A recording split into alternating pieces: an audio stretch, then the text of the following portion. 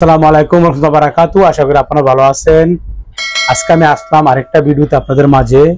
আজকে যে তথ্যটা দিব, আমাকে অনেকেই প্রশ্ন করেছেন যে ভাই মেইন পাওয়ার কেন হচ্ছে না। আমি ফয়সাল আপনাদের সাথে আছি, স্টেপ বাই স্টেপ আপনাদেরকে জানিয়ে দেওয়ার চেষ্টা করব মেইন পাওয়ার কেন হচ্ছে না। এটার অনেকগুলি রিজন আছে। আমি চেষ্টা করব আপনাদেরকে সঠিক তথ্যটা দেওয়ার জন্য। আমার অনুরোধ, প্লিজ আমার ভিডিওটা দেখে যদি ভালো লাগে চ্যানেলটা সাবস্ক্রাইব করুন, কমেন্ট করবেন, লাইক দিলে সবচেয়ে বেশি খুশি হই। আর আমার ফেসবুক পেজ, ইনস্টাগ্রাম, টিকটক থেকে ঘুরে আসবেন এবং আমার ইউটিউবের সদস্য হবেন, কমেন্ট করবেন। যারাই ভিডিও দেখেন কমেন্ট করবেন। আর যারা আমার সাবস্ক্রাইব হন না, যারাই আমার ভিডিওটা দেখে চলে যান, সাবস্ক্রাইব করেন নাই, দেখতে একদিন সাবস্ক্রাইব করবেন আমার আশা করি আমি, ইনশাল্লাহ। আরেকটা আমি ঘোষণা দিই, আমার চলে যাওয়ার সাবস্ক্রাইবার হলে এই চলে যাওয়ার সাবস্ক্রাইবারদেরকে নিয়ে আমি এটা লটারি ঘোষণা করব। লটারির মাধ্যমে দুজনকে বিজেতা ঘোষণা করব এবং দুই ব্যক্তিকে আমি 1 লক্ষ টাকা পুরস্কার দিব। আশা করি আপনারা এই প্রতিযোগিতা অংশগ্রহণ করবেন। এখন আসি আমি এট দ্য পয়েন্টে। বাংলাদেশ থেকে অনেকে আমাকে প্রশ্ন করেন কেন মেইন পাওয়ার হয় না, এবং মেইন পাওয়ার হয় না এবং কেন এই বিএমইটি কার্ডটা পেতে সময় লাগে। এবং শুধু বাংলাদেশ থেকে না, সৌদি আরবে অনেক প্রবাসী যারা ভিসা পাঠায় থাকে তারাও আমাদের প্রশ্ন করেন। তো মেইন পাওয়ার কেন দেরিতে হয় বা কেন হচ্ছে না বা কেন রিজেক্ট করে, দেখেন মেইন পাওয়ার দেরি হওয়ার একটাই কারণ হলো গ্রুপ ভিসা। আপনি যখন এখান থেকে এজেন্টের সাথে কথা বলেন বা দালালের সাথে কথা বলেন, ওনারা কিন্তু আপনাকে বলে না যে আপনাকে গ্রুপ ভিসা পাঠাচ্ছে, বলছে কোম্পানি আমি 3-4 জনের ভিসা করছি। কিন্তু ওই জায়গার 3-4-এর অধিক হইলে, 4-এর অধিক মানে 10-12 জন, 13 জন, 14 জন, 15 জন হলে তখন কিন্তু আপনার মেইন পাওয়ার হইতে দেরি হয় বা রিজেক্ট করে দেয়। কারণ এটা আমরা অ্যাটেস্টেশন, যেটা অ্যাটেস্টেশন যে পেপারটা এটা লাগবে। 4-এর অধিক হলেই এই পেপারটা লাগবে। তবে বিশেষ করে অনেক সময় সৌদিরা দিতে চায় না, বিদায়ী আপনি মেইন পাওয়ার হইতে দেরি হয়। আবার আরেকটা আছে অনলাইন। আপনি অনলাইন আবেদন করলে মেইন পাওয়ার হইতে দেরি হবে, অফলাইনে করলে তাড়াতাড়ি হয়।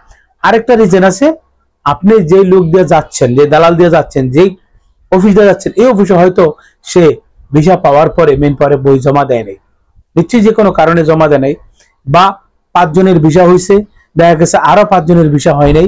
সে চিন্তা ভাবনা করছে একই সাথে 10টা যেহেতু গ্রুপ ভিসা, আমি একই সাথে মেইন পাওয়ারে জমা দিব, এটা হতে পারে।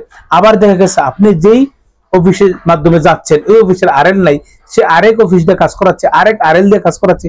ওই আরএল এর কোন দিন জমা, উনি ওনার বইগুলি বা ওনার যে সাপোর্ট গুলি দেওয়ার পরে কিন্তু বাহিরের পাসপোর্ট গুলি উনি জমা দিবে।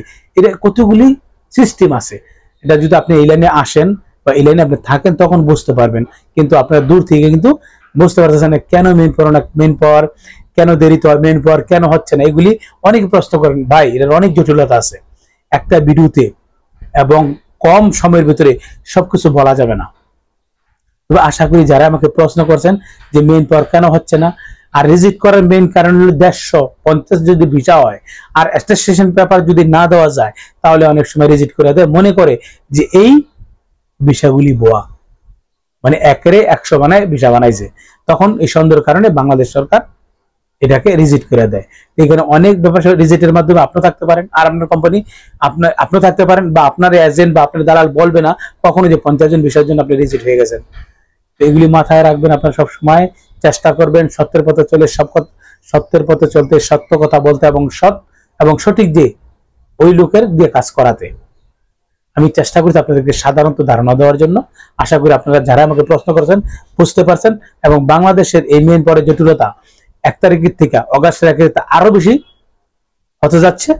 সাবধান, যারাই আপনারা প্রবাসে যাবেন আপনারা সতর্ক থাকবেন। এবং বিশেষ করে কিন্তু এই সৌদি আরবে মেইন পাওয়ারের সমস্যাটা কিন্তু ভোগান্তি গরিবরাই হয়। গরিবরে সবাই মারতে চায়, কেউ চায় না গরিব বেঁচে থাকুক। তো এই সরকার উচিত এটাকে নিয়ে তদন্ত করা এবং দেখা কারণটা কি, কেন মেইন পাওয়ার দেরি হচ্ছে, কেন মেইন পাওয়ার দিচ্ছে না। নিশ্চয়ই সরকার এটাকে নিয়ে একটা বোর্ড বসাইয়া এবং এটাকে তদন্ত করা এবং সঠিক তথ্যটা বাইর করা। কারণ ভিসা না দিলে, ভিসার মেয়াদ চলে গেলে এবং মেডিকেল মেয়াদ চলে গেলে, প্লাস ভিসার বিএমইটির যে কার্ড যদি রিজেক্ট করে দেয়, তাহলে একটা প্রবাসী যে গরিব, সে টাকা লোনে আনছে এবং সে কিন্তু ঋণ করে আনছে, টাকা হাওলাত আনছে, লোনে উঠাইছে, কিছু উঠাইছে, বিভিন্ন সমস্যায় কিন্তু সে পড়ে যায়। তখন এই সমস্যাটা কিন্তু সরকার ভোগ করে না, সে নিজে ভোগ করতে হয়। যে তার দিকে চাই হোক বা প্রবাসী যারা যাবে গরিব, তাদের দিকে চেয়ে হইলেও সরকার উচিত এটাকে একটা অ্যাকশন নেওয়া। তো আমি সবসময় চেষ্টা করি আপনাদেরকে সঠিক তথ্য দেওয়ার জন্য। আজকে এই পর্যন্তই, দেখা হবে অন্য কোনো ভিডিওতে। খোদা হাফেজ।